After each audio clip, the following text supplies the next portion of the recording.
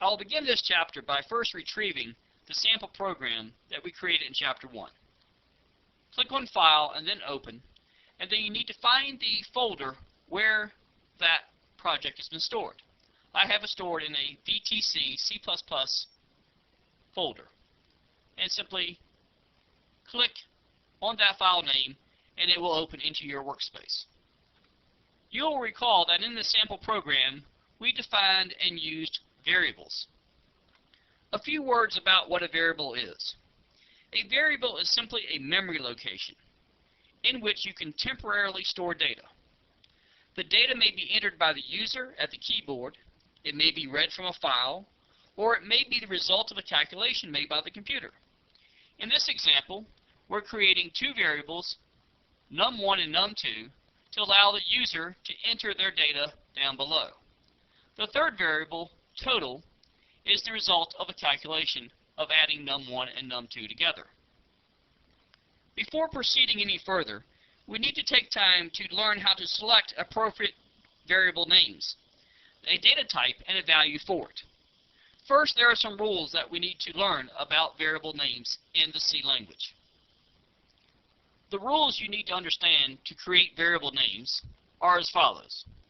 The first rule, and probably the one which is most often confused, is that variable names are case sensitive.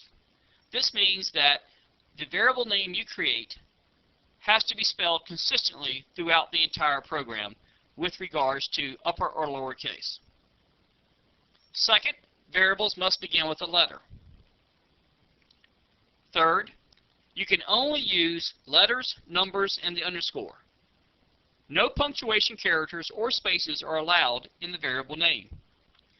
The C compiler you are using determines the maximum number of characters in a variable name.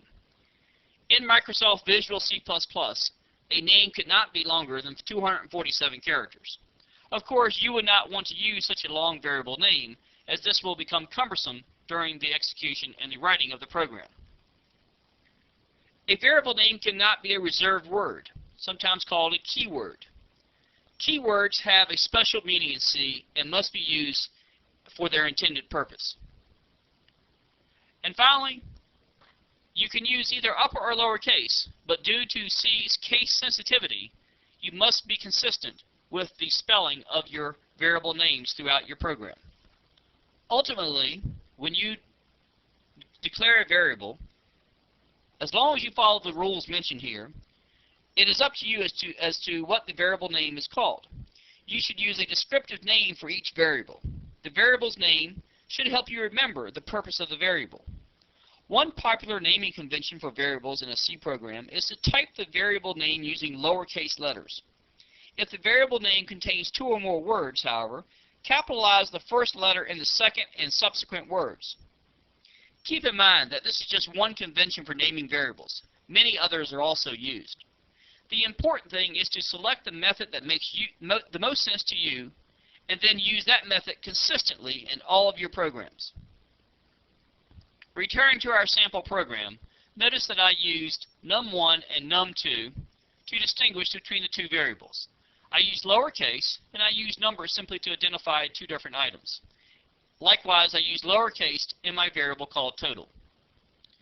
Once again, I could have used any combination of spelling here, but consistency is key. In addition to selecting an appropriate variable name, you must also determine the appropriate data type for the variables you create. In the next segment, we will discuss variable types.